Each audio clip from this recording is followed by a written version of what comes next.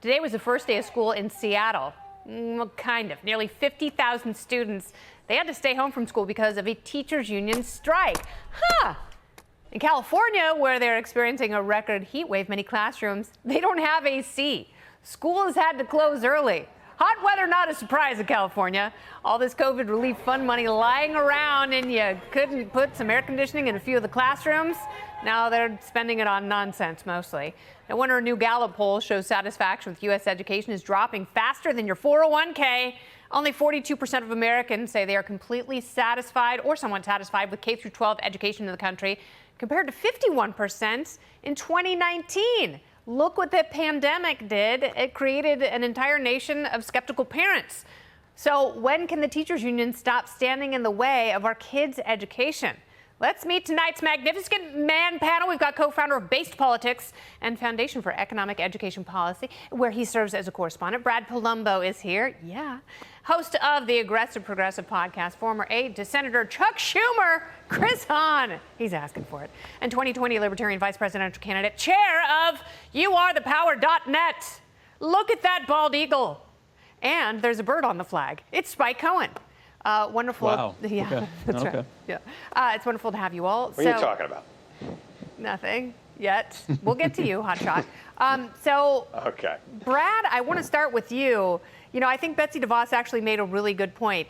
Kids were the ultimate victims of the pandemic, and here they are still being punished, you know, all across California, all the way up to Seattle and beyond. Are you surprised that erosion in public school trust has occurred to this degree?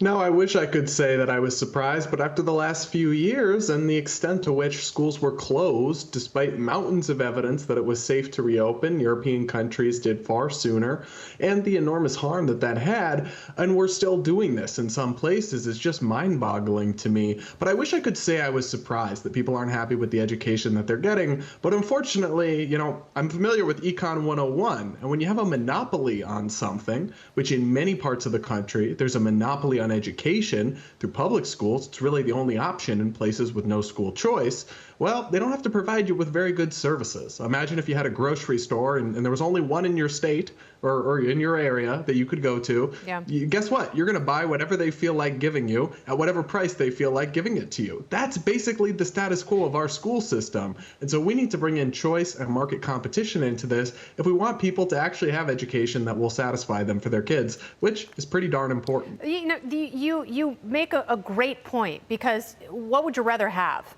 You know, would you rather have a dollar store, or would you like to have a Trader Joe's, a Whole Foods, and a Kroger within your reach so you could make all of those decisions?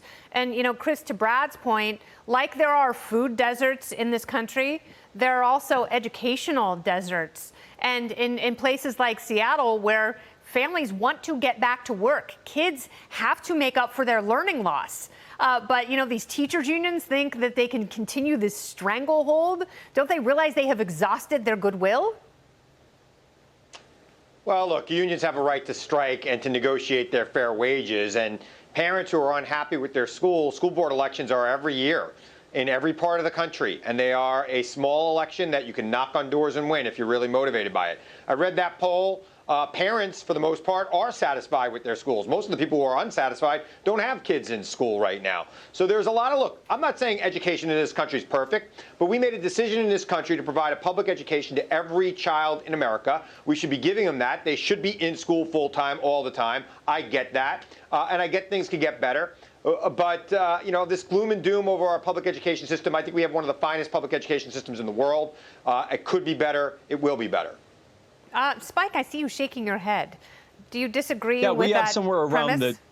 we have something like the 25th or 30th best education system, despite the fact that the United States spends per student more taxpayer money and more out-of-pocket money than almost any other country on earth. The Federal Department of Education was created nearly 50 years ago. In that time, they have spent nearly $3 trillion, and every single metric that's used to measure educational outcomes, graduation rates, GPA, literacy rates, worldwide ranking, we have continued to slide as a direct result of what Brad said. When government or anyone has a monopoly on something, in this case education, it gets worse worse and worse and worse. I think the answer is very clear. We need to get government out of education entirely. Government is rarely good at anything. This is not one of those examples of them being good at something. That starts with ending the Federal Department of Education, putting that money back in the hands of parents, and having robust statewide school choice programs that allow the parents to decide where their students go. You'll notice that the teachers' unions are very upset about this because they say it will defund the schools.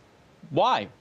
If the parents are happy with the schools, why would they take their money and their kids anywhere else? I think they know exactly why it'll defund the schools, because as soon as the parents have better options available with the money that was already stolen from them, they're going to use it. They're going to vote with their dollars and with their kids, and these monopolies are going to go away. Yes, and guess what? Parents want their kids to learn.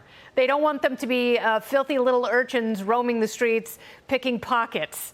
No, they want them in school, learning math, learning how to read and write, learning how to be logical, rational, functioning members of society. That does not require the government, particularly the federal government, to oversee any of that.